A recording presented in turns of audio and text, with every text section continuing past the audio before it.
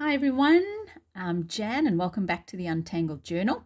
Today we're looking at prophecy number 23 in our 365 Prophecies of Jesus series.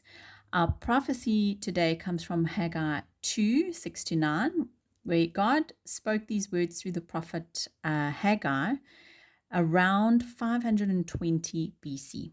Now, the Jewish people had returned from exile and were rebuilding the temple in Jerusalem. Some of the older people remembered Solomon's temple, which had been grand and beautiful. By comparison, this new temple looked kind of plain and disappointing, but God gave them a promise. He said, "The glory of this latter house should be greater than the former, and in this place I will give peace." So at first, that promise must have sounded impossible. How could a smaller, simpler temple ever be more glorious than Solomon's temple? And the answer was not in the size of the building, the beauty of the stones, or the amount of gold and silver. The greater glory would come because Jesus would one day enter that temple, the promised Messiah. In Luke 2, we read that when Jesus was still a baby, Mary and Joseph brought him to the temple in Jerusalem to be dedicated. Simeon took Jesus into his arms and recognized him as God's promised salvation. The Lord of glory had entered the temple. Years later, Jesus returned to the temple and cleared out those who had turned God's house into a marketplace. In John 2, Jesus also pointed to a deeper truth. The true temple was his own body, and through him, God's presence was no longer centered on a building, but revealed fully in Christ. This helps us understand the prophecy more clearly. The temple was always meant to point to God's presence among his people. Jesus is Emmanuel, God with us. So the greatest glory of the temple was not its architecture, it was the presence of Christ himself. This is where many people miss the point. Some continue to think of the temple mainly as a physical building that had to be restored or protected. Even after the temple was destroyed in AD 70, many still looked for the restoration of a building rather than recognizing that Jesus himself was the fulfillment of what the temple had always pointed to. The building could be destroyed, but God's true dwelling among his people had already been revealed in Christ. Haggai's prophecy also promised peace. Now, this peace was not about politics, comfort, or trouble-free life. Through his death and resurrection, Jesus made peace between God and humanity. He opened the way for people to be reconciled to God. So for today's drawing, you will need some paper to practice on. You will also need a pencil, your eraser, a blending tool, and your fine liner. All right, so today I'll be starting with the base of a temple. Let's see if I can fit it in the corner here, just to practice on. All right, so I'm going to start with the base of the temple like we did yesterday. Do I want to start there? Okay, well, it starts with the base of a temple. I'm not too sure I'm going to start drawing that. But instead of keeping it as only a building, the center column is going to rise upward and become a cross. And then inside the cross, I'll draw a pathway that leads upward toward a dove, which represents the peace Jesus brings. And it's a simple way of showing the movement of the prophecy from the physical temple to Christ, and through Christ to the peace we receive from him. So that is something that we can be so thankful to Jesus for bringing us peace with God.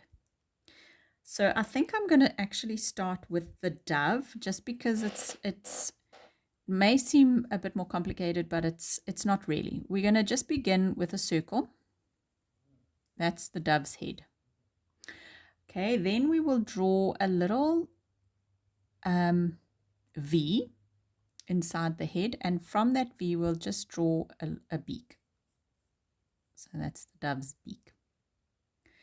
Then from this head we're going to draw a kind of like a teardrop,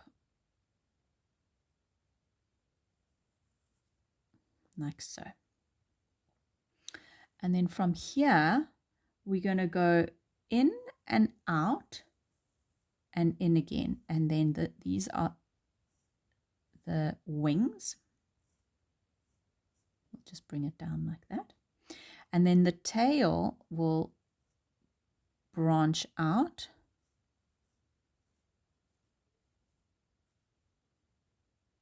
like so. And then the second wing will come from the head here, where the head meets the body. And we will do the same. We'll go in, out, and in. And then just do the feathers. And we'll bring that all the way down. And then we'll just add another row of feathers in there and add a little eye. Okay, so it looks like the dove is descending. Then from its body, we're going to draw 2 lines. Kind of look like its little feet, or its legs, but that's the top of the cross. Then we'll take the cross out to the side and put the 2 nails. And then this will become the bottom of the cross that becomes part of the column. So we're going to take it out slightly, and then we will put the first layer of the bottom of the column.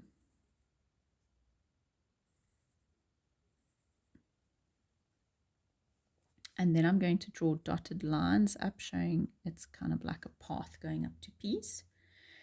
And then because it spoke about the glory, I'm going to add lights, rays of light, beams of light to represent the glory. All right. Let's go and add that to our PDF, and then we will ink it in, now that we have practiced that. So we begin by drawing, I wonder if we should turn this around, because it is slightly longer, but then we're going to have to turn our head when we want to look at the image. Okay. No, I'm just going to, I might make the wings come up a little bit into the writing here. Let's see how we go. All right, so we're going to begin with a little circle for the dove's head and that V. And from the V, we go into a beak. Okay, then we'll do a teardrop. And then we will go in, out, in, and up, and bring the feathers down. I think my practice one looked better than my original, the one that's going in the PDF. Okay, and then the tail. And then from the head, where the head and the body connect, we will go in, out, in, and up, and bring the feathers down. Okay, that looks fine. And we'll add another row there. And then we'll take the 2 feet, or the 2 little legs for the top of the cross, and the arms of the cross. Add our nails. And then take the cross down, starting narrower and ending wider. Could go slightly longer. And then we'll put the first base, second, and the last base of the temple. Could bring it out a little bit more. And then we'll do the pathway going up to peace. And the light beams for the glory. Okay, that looks cute. Let's go add it in. So some of the pencil we will not ink in.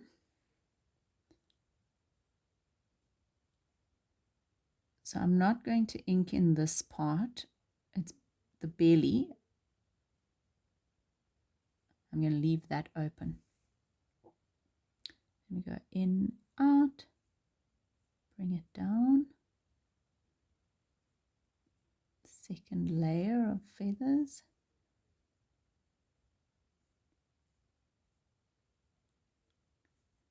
its tail. So it looks like the dove is descending.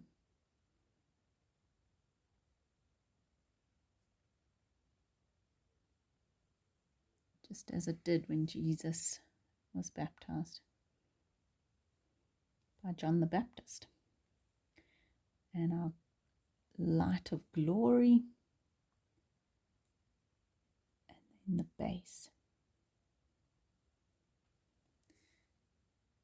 and our pathway leading to peace. Oh, that's so sweet. All right, let's go and erase that.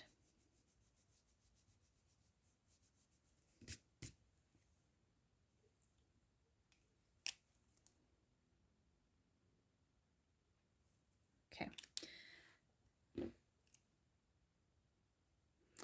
So I'm going to just add some pencil all the way around the outside of the drawing.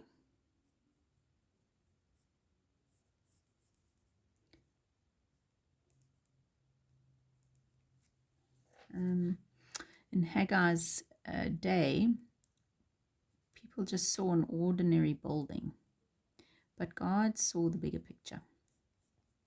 He knew his son would one day walk through those temple courts and bring salvation to the world. How incredible.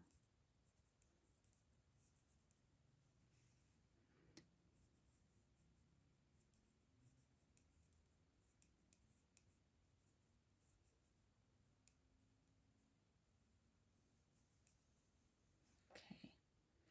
And then I'm going to add some pencil just to one side of the light beams or the rays. Okay. And let's go blend it all. I love doing this part. Just feel like it takes an image that looks quite flat and then gives it a bit of depth and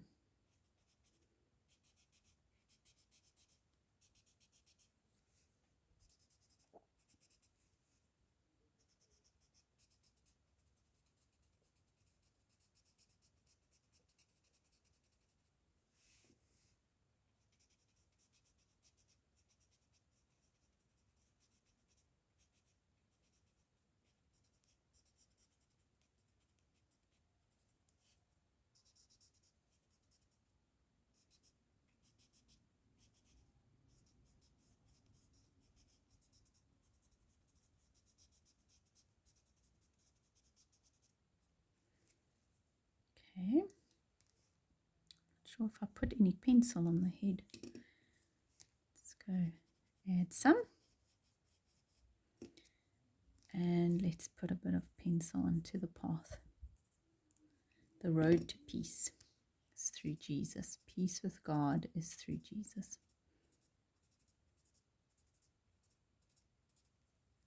There we go.